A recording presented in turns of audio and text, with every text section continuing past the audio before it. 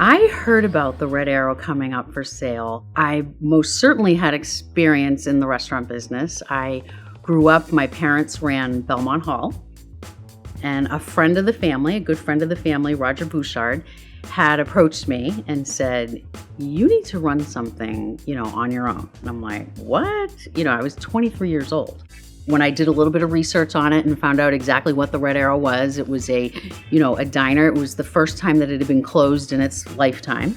Of course, we know it's been around since 1922. So I thought, if this can happen, this is like a great thing. This will be really cool. I want my own restaurant, Dad. Are you kidding me?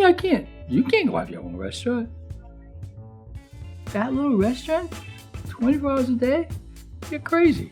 We were only open then. I believe it wasn't even 7 days a week. I believe it was even just Monday through Friday. And it was just the first shift. Red Arrow was started by my father. I guess it's going to be almost 100 years ago. So growing up, the Red Arrow was the place in town. There were 4 restaurants. There were 4 Red Arrows. There was this one, which was the original one on Lowell Street. And then there was a big one on Elm Street, which had a big kitchen and would cook food for all the other 3 restaurants. There was one on Merrimack Street and one on Lake Avenue. And those were the 4. And that happened all during World War II and then into the 1950s. And then finally, there were 2 major fires at the Elm Street one. After the first one, he rebuilt and turned it into a cafeteria. First time there'd ever been a cafeteria in New Hampshire, certainly. And then when that had a fire, a number of years later, he closed that place down and opened up another place out on the highway. Then when he got older, they closed all 3 and kept this one open until he died. And then after he died, my sister and I sold this restaurant. And now Carol owns it, and it's still going strong, and we're very proud of it. Back in its time, the Red Arrow was always known for being open for 24 hours.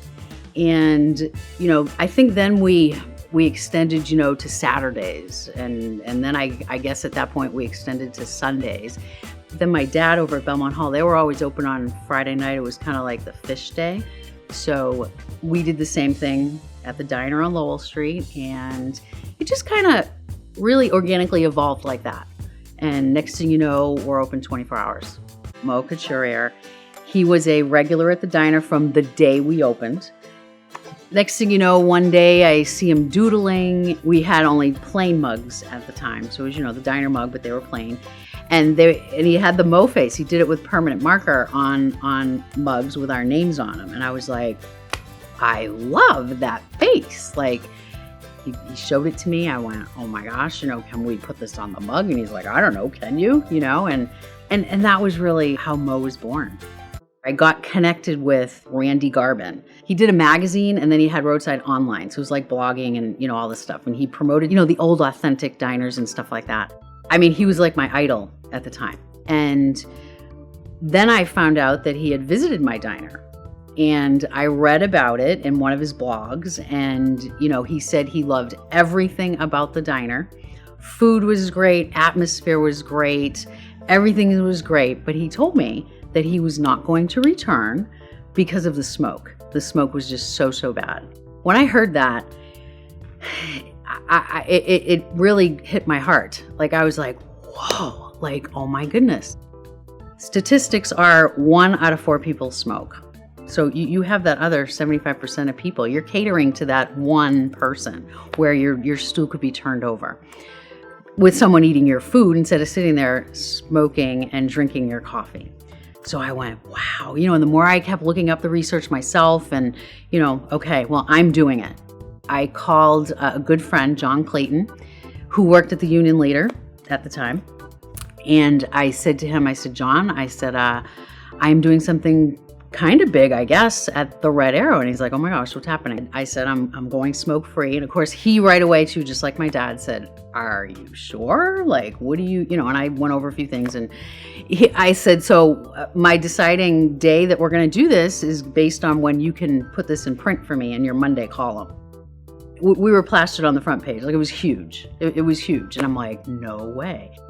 We're gonna make this kid friendly. We incorporated Blue Plate Special, which that's in a lot of diners, but all of our blue plates are served on a blue plate. They're literally a blue plate. And then for the kids, I'm like, oh my gosh, how cool would it be that we serve theirs on a blue Frisbee? We'll flip it over and we're gonna serve it on that. We incorporate and still do it to this day, Diner Doodle contest. We started doing it in Manchester and the kids color them and we have a contest every week. They get to put them up on the walls at the diner. Like the Frisbees, I've had parents tell me, do you have any idea how many Frisbees I have at my house? In September of '98, I was voted one of the top 10 diners in the country by USA Today. That was huge. We literally had, and still have, customers from all over the world come in. My dad, saw, what was happening at the diner, got a little bored, and he says, there's a diner for sale in Milford, the Milford Diner. And I'm like, yeah, let's buy it. I'm like, wow. And that's pretty much where the partnership with my dad started. I got this thing, I take a real little restaurant just to keep myself busy. We ended up, opening Milford. We learned a lot doing that, of course. My role? Making it better every day. You have to make it better. You can't go out that door without saying to yourself, did I make it better today? Then he's like, I think let's do another one. I'm like, what? Like another one? Okay, I guess so. I then came Londonderry. And again, the opportunity came up with Concord. Let's do it. Fury came to the diner. And, I had the Food Network literally call and say, can Guy Fieri come to the diner? I'm like, hello, am I going to say no to that? The Guy Fieri. Also huge into the politics. Every primary, they're coming to us, and that keeps us in the spotlight. We are the place to be, for all of the news medias. Adam Sandler is a huge customer of ours. We were actually in, his Grown Ups 2 movie. I'm very proud of what we have done with the Red Arrow. It wouldn't be what it is today without the customers, my absolute loyal employees. I have people in the Manchester location that have been with me for a long, long time. But my customers that I waited on third shift, now they come in during the day. They don't go out at night anymore. And they'll come in and say, Penny, you're still here? I'm like, yeah, and you're out in the daytime, What's going on with that? Always bigger and better, but also keeping our roots. We always want to make sure that everything that Carol designed and created for the Red Arrow in Manchester, our flagship, that we continue that throughout. So that's why the owner-operated really has worked for us, because we can keep a grasp on that and make sure that all of our customers are getting that same experience that we started with. Known by name.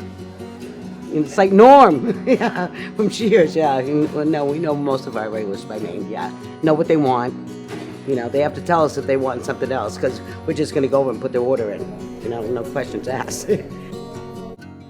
Really looking back, I'm just so proud of what we have become.